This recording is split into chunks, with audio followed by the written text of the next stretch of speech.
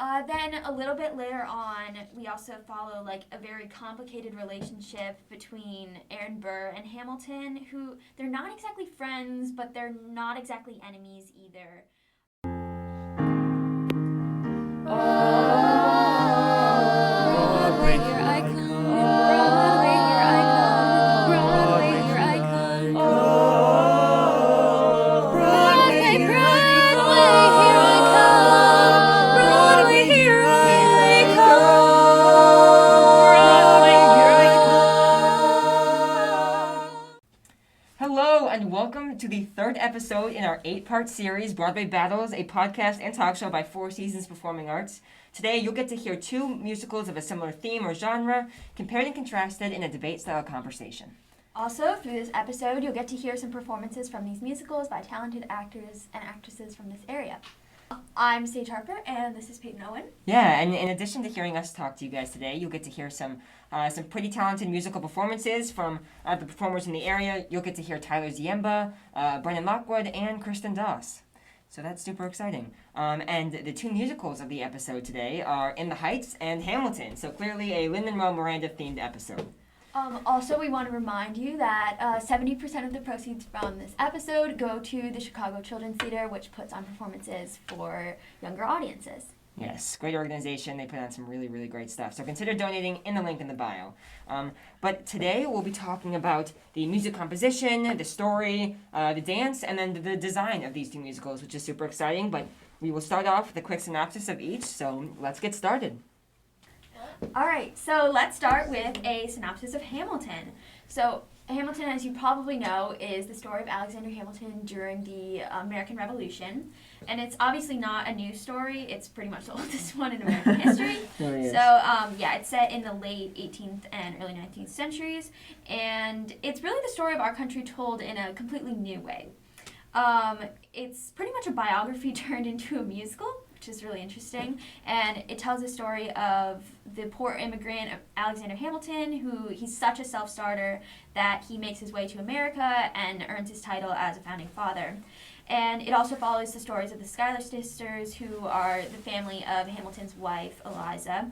And we also get to hear about George Washington, Jefferson, Lafayette, and King George. And all of this pretty much just shows the origins of America and our way of life. Yeah, it's kind of like history class, but turned to musical, right? So then, In the Heights was actually Lin-Manuel Miranda's first musical, and Hamilton was his second.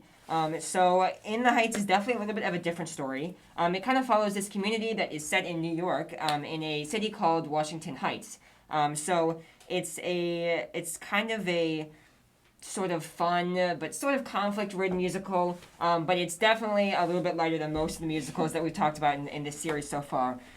But basically, this Latin-based community kind of has one person, Nina, find her way out of the community and goes to college for the first person in the entire community. And it's kind of this super awesome thing that somebody got out and is pursuing higher education, until we find out that she lost her scholarship and had to drop out of college. So she comes back home, and then the entire rest of the musical is set in the community. And we meet Usnavi, who is like a small grocery store owner on one of the street corners. And we kind of meet his family and Nina's family, and throughout the musical there's a little bit more conflict as like a blackout happens and they lose all power, and some of the city kind of gets broken into and stuff, but it's also partly a love story between two different duets, Usnavi and Vanessa, and then Benny and Nina. And so it's a kind of fun, not super cheery, but at times cheery musical that Lin-Manuel wrote, which is exciting. Yeah, very true. So let's get into the music comp of these two musicals. Okay, as far as Hamilton, we'll go back there first. A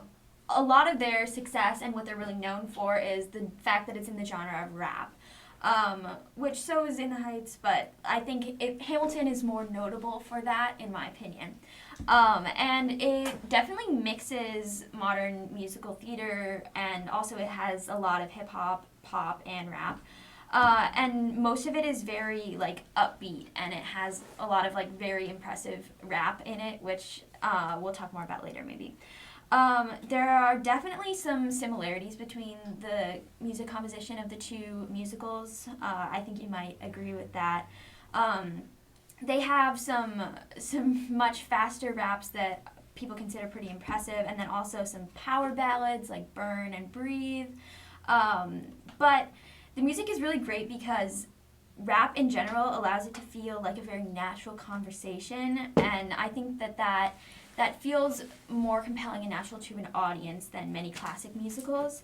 So I guess like the magic of it is really in like the lyrics and that quality. Yeah, that's true. So I think that is one of Lin-Manuel Miranda's just best assets when writing a musical is he takes the music and he turns it into more of a conversation than any other music, I think, in most modern musicals, just across the board. So In the Heights was his first musical, and that was kind of the revolutionary addition of rap to musical theater. There had never really been anything like that before. And I will agree that Hamilton kind of took it to the next level and was probably a little bit more successful. But, I mean, as with any first musical, the second one's probably going to be better once you get more experience under your belt. You live, you learn. Yeah. So In the Heights is, it's definitely kind of hip-hop, and also has, like, some Latin America music kind of mixed into it. So there's kind of that mix, which is awesome. And it's a lot of just very fun, kind of upbeat music. There's a couple of different great duets in there, and there's only a few. I think there might be a little bit more, like, power ballad stuff in Hamilton than there is in the Heights. Yeah. With the exception of Breathe, which is one of the first numbers in the show that everybody just loves because it's just such a powerful number. But like we talked about, I mean, it's like Lin-Manuel Miranda's music is something you don't have to, like, sit and listen to the lyrics, like, religiously, because if you don't, you're going to fall behind. It's like you're just listening to the music, and it's like you're watching a conversation just, like, happen in front of you, and it's really impressive. Yeah, although I do think some of it is so, like, quick that you have to take a minute to really listen to the lyrics in order to understand, like, the whole. I've never been a huge rap listener, so it's kind of cool to have a musical theater mix in that. Mm-hmm. But yeah, I think his music is great. And speaking of, let's transition into a performance of Lin-Manuel Miranda's music. We have Tyler Ziemba singing You'll Be Back from Hamilton.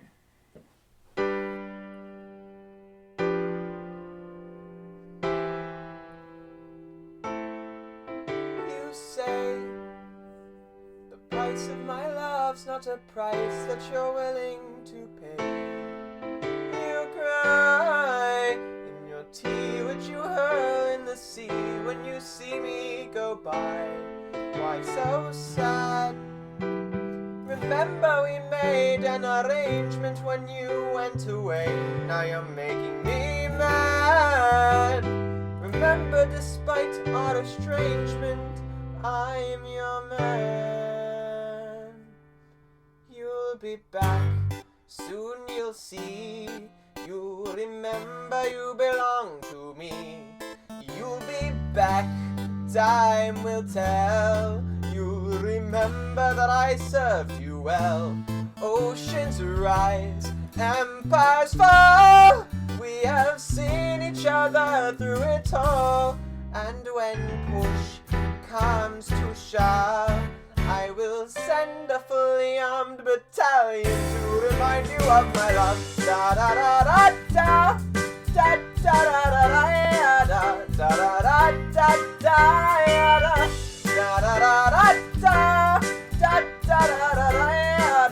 da da da da. You say our love is draining and you can't go on.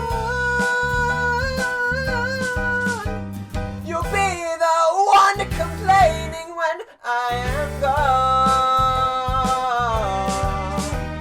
And no, don't change the subject, 'cause you're my favorite subject, my sweet, submissive subject, my royal subject, forever and ever and ever and ever and ever. You'll be back like before. I will fight the fight and win the war. For your love, for your praise, and I'll love you till my dying days. When you're gone, I'll go mad, so don't throw away this thing we had.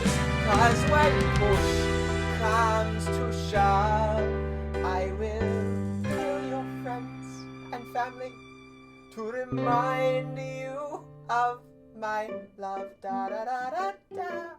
Da da da da da da da da da da da da da da da da. Da da da da da da da da da.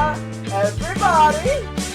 Da da da da da da da da da da da da da da da da da da da.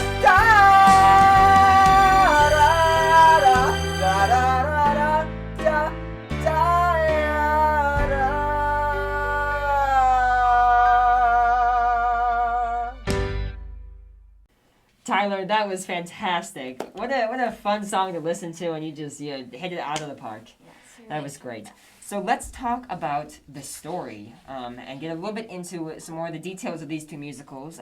But before we get into In the Heights, I kind of want to talk about one of the greatest parts of Lin-Manuel Miranda's music and musicals is the movement and messages he's spreading by these two musicals. So first off, I mean, Broadway has always kind of been an area that's been predominantly dominated by white people, to be honest. And the fact that he wrote a musical that was just so inclusive with the Latin culture and some of the Spanish culture too it was fantastic. Yeah, I think with Hamilton, the fact that you're telling a story of America as like the story of immigrants, because that's really what we all are here, and that he chose to like put the cast to be all non-white except for King George. I think it's like a real statement, and a lot of people have appreciated that. It really is. I mean, it's just he's like totally broken down some of the pretty harsh barriers of Broadway, and it's fantastic. So let's talk a little bit more about the In the Heights story then, because I know I kind of blazed through that in the summary.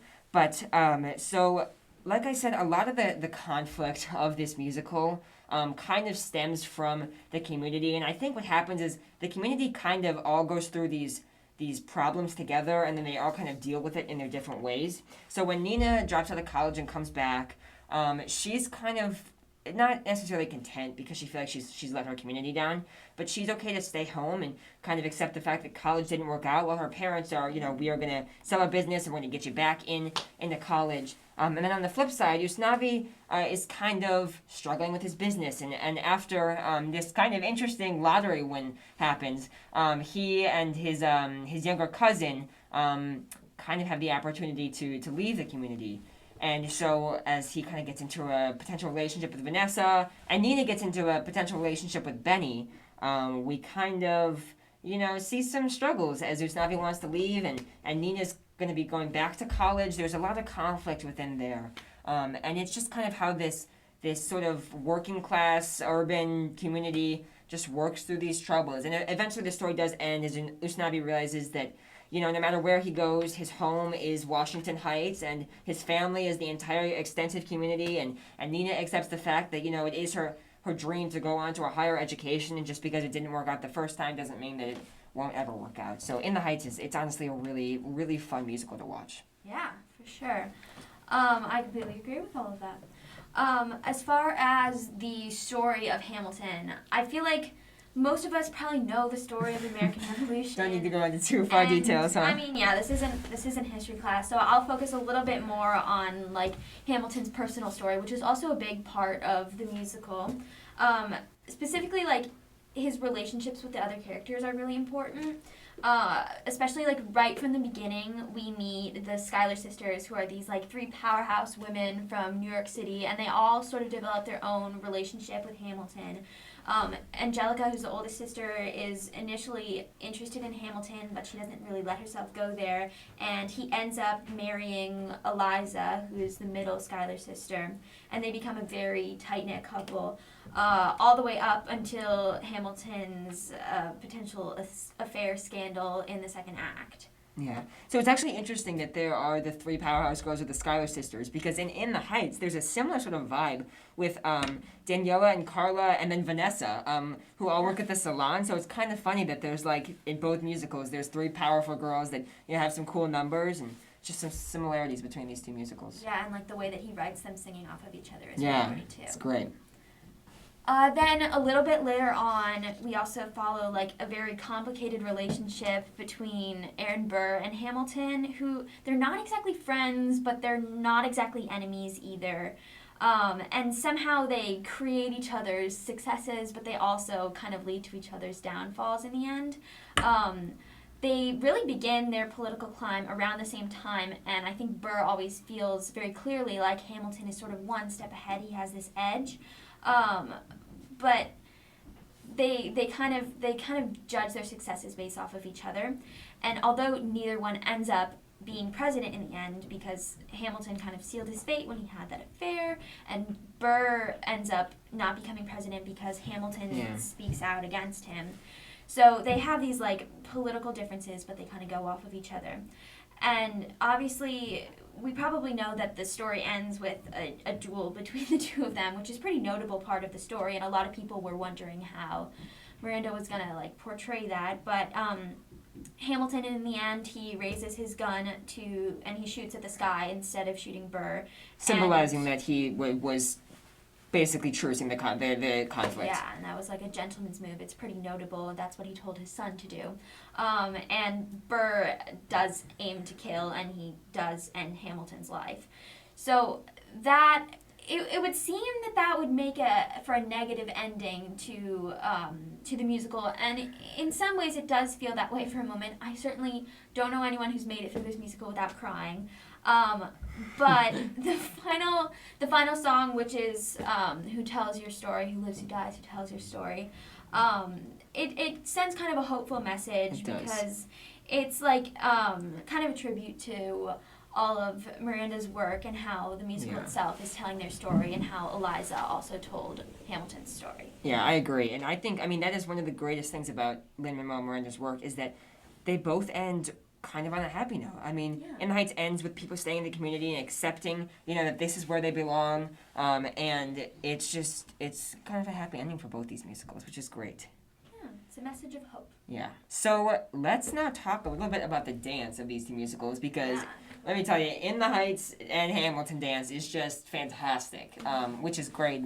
That, I guess, can't really necessarily be attributed to Lin-Manuel Miranda, just his fantastic choreographers that he's had in these two musicals. But so In the Heights dance is it's one of the factors that plays into the just the addition of the Latin culture in the Heights. There's a lot of just Latin-based dancing that goes on in the musical, and there's a lot of big group numbers. That's a lot of fun, but most notably, there's a couple different styles that are seen throughout In the Heights, which are the salsa, the merengue, and then the samba, which both are kind of, or all three are very fun to watch and kind of flowy, and it's great to watch. It's very fun to see everybody kind of up there swinging their hips and doing a little bit different style of musical theater dance than you genuinely would see, Yeah, I think it's very cool, and I think with Hamilton, it's there are a really big part of the choreography and the way that it turns out in the show is the idea of like the ensemble working together. There are 10 ensemble members in Hamilton, and a lot of what they do as far as choreography is they kind of work together to show the emotion that comes with the song, and it's very much like with I think one of the coolest times this happens is during Angelica's song Satisfied, where she kind of is evaluating her life and the mistakes that she's perhaps made by pushing Hamilton and Eliza together. And she actually freezes everyone at their wedding, and they sort of move in slow motion, and that shows like how she feels like time is frozen, and it's really interesting and kind of unique. I think that might actually be sort of the upper hand that Hamilton might have in terms of dance. Both of the dances are great. But I think Hamilton has just taken it one courageous step further, where I watched an interview where the choreographer basically said that the ensemble is there to represent the emotions and the feelings of the main characters. They're basically like, a lot of times they're dancing behind them, kind of expressing what the main characters are expressing, which I think is just so cool. Right, so let's now look at our last segment of this episode, which is the design of these two musicals. So for the most part, we're going off the design of the original Broadway kind of this sets and stuff. And Hamilton, the rights haven't even been released, so it's all pretty much the same, and In the Heights is a little bit different, but both of these the designs of these two musicals I think are pretty awesome. Now this I will say, I think In the Heights does kind of trump Hamilton for sure. Well, see, so In the Heights is set in New York, in Washington Heights, and it's kind of got this working class feel, like I said. So the stage is surrounded by these buildings in the streets of Washington Heights, and there's storefronts on the bottom, and in the back, I think it's either the Manhattan or the Brooklyn Bridge is like a silhouette in the background.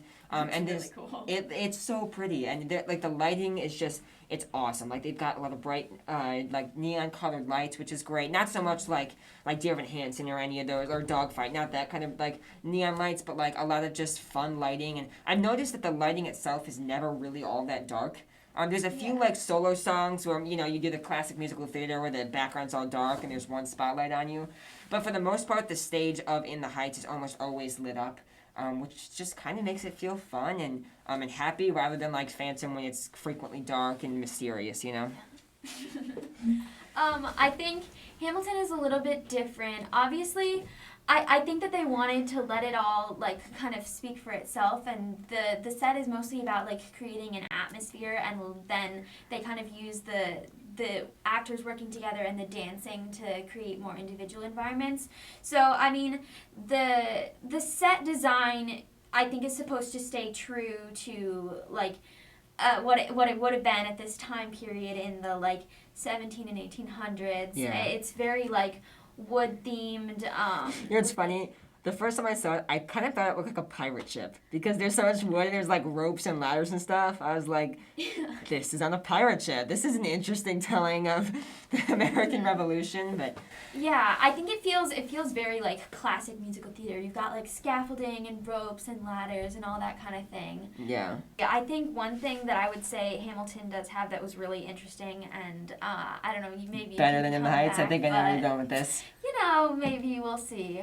But I think the costumes Yeah, are but she also said costumes, I knew it. really unique. They're like, it's something that hasn't really been done anywhere else. They're like a modern take on the clothes that were like traditionally from this like correct time period when it would have taken place. And I think that shows like the message of the show and what they're trying to do, because I mean, the men are wearing these like Spencer jackets through most of the show, and the women wear these like fancy dresses with corsets, but they're all sort of simplified so that it doesn't take away from the story. And on that note, all of the characters have modern hairstyles rather than like the wigs that they probably would have worn at this time. Thank goodness, right? Yeah, and thank goodness. And I think that that's really important because, first of all, it allows like the actors to be more there and be more exposed and highlight their like emotion and their personalities. But it also allows them to show their hair, which it kind of speaks more to what Hamilton's trying to do by highlighting really different does. ethnicities. Yeah, So it really I thought does. that was really unique. And I will give it to you. Hamilton costumes are better than In the Heights costumes. In the Heights are still fun, and they're very summery and flowy, and a lot of flowy dresses and skirts and stuff, but Hamilton, hands down, has the best costumes. Yeah, so let's transition back into the last performance of the day, which is a song called Champagne from In the Heights. It's towards the end of the musical, and it's going to be performed by Brennan, Lockwood, and Kristen Das. Enjoy. So I got you a present. I went downtown to get it. Doing anything tonight. Cleaning. Done for the day. Way. 'Cause we got a date. Okay. Before you board that plane, I owe you a bottle of cold champagne. Yeah, cold champagne. I mean, the bottle's all sweaty and everything. You went and got this. Pop the I don't know if champagne. you have coffee cups or plastic cups. I think Sonny has the cups. Tonight, we're drinking straight from the bottle. Ooh, snobby. Yeah. Daniela told me what you did for me, and it's honestly the sweetest thing anyone ever did for me. Now, what can I say or do to possibly repay you for your kindness? How do you get this gold stuff off? Ooh, snobby. Yeah. Before we both leave town, before the corner changes and the signs are taken down, let's walk around the neighborhood and say our goodbyes. Ooh, snobby, are you alright? I'm fine, I'm trying to open this champagne. You see the twisty thing is broken, but I'm gonna open this damn champagne. let me see it. No, I got it. Yo, ooh, Snuffy, drop the champagne. Honey, you went through all the snow, but I get us a little bubbly. And it's gonna be okay. I'm sorry, it's been a long day. You ought to stay. What? You can use that money to fix this place. Ha ha, very funny. And it's not like Sonny's got role models stepping up to the models. plate. Yo, what are you talking about? I'm just saying, I think your vacation can wait. Vacation, Vanessa, you're leaving too? I'm going down to West 4th Street. You can take the What are you trying to say? You're leaving the country, and we're never gonna see you again. What are you trying You to get say? everyone addicted to your coffee, then off you go. Vanessa, I don't know why you're mad at me. I wish I was mad.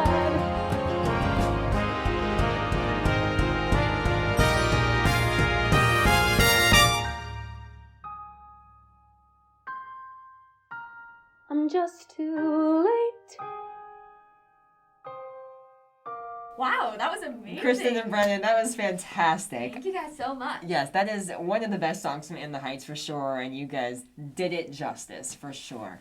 So, it's the time that we've all been waiting for. Not really, but let's Results here. find the results out. So, first things first, we did ask our Instagram who they thought was the better musical a couple weeks ago, and the results were not in my favor. Hamilton won 78% to 22%, I believe it was. Good job. So you might have won this one. So now let's see what Chicago Children's Theater pick. Who they decided it was. Oh, I'm sorry. I guess I it was won here Hamilton, too. wasn't it? All right, well, let's go Hamilton. Yeah, that's it's fair. I mean, hands down, both these musicals are great. Yes. I it's definitely not a debate on the fact that Hamilton has had a much more outreach. I think Hamilton is hands down the most successful and popular modern musical of the decade for sure. I mean, who has not heard of Hamilton, right? Even people who hate musical and it theater. also reached out to so many new people this year. I mean, and that's one of the magics of Lin-Manuel Miranda's work. It's just the messages that he's spreading. Yeah. All right. Well, I think that pretty much wraps up our episode today. It's been really a blast to do. Yeah, it has. One last plug for Chicago Children's Theater. If you guys are interested in donating and supporting a fantastic organization, there's a link in the bio to donate. They put on just fantastic musical theater and just performing content for kids of a younger age, as well as they have fantastic classes for younger performers. So please check them out. Consider donating. 70% of that money will go to Chicago Children's Theater, and 30% will go back into our company to fund future productions. Yeah, and also if you'd like to find out more, if you'd like to support our company, you can check us out at fourseasonsperformingarts.com. You can also join our emailing list there, get our fun emails, and you can get new announcements about our future projects. We're also on Instagram, Facebook, Twitter, and now we even have a TikTok. Interesting. So, yeah, you can find those. I think it's mostly Four Seasons Performing Arts. Yes, there will be a graphic on screen now. Yes. Just one last huge thank you to Tyler Ziemba, Kristen Doss, and Brennan Lockwood. You guys were fantastic, and thank you for bringing the musical talent to this episode. Well, we will see you right back here 1 week from today, next Friday, for our 4th episode. Thank you so much. Bye. The last thing I hear as the impact grows near is a scream or a cheer.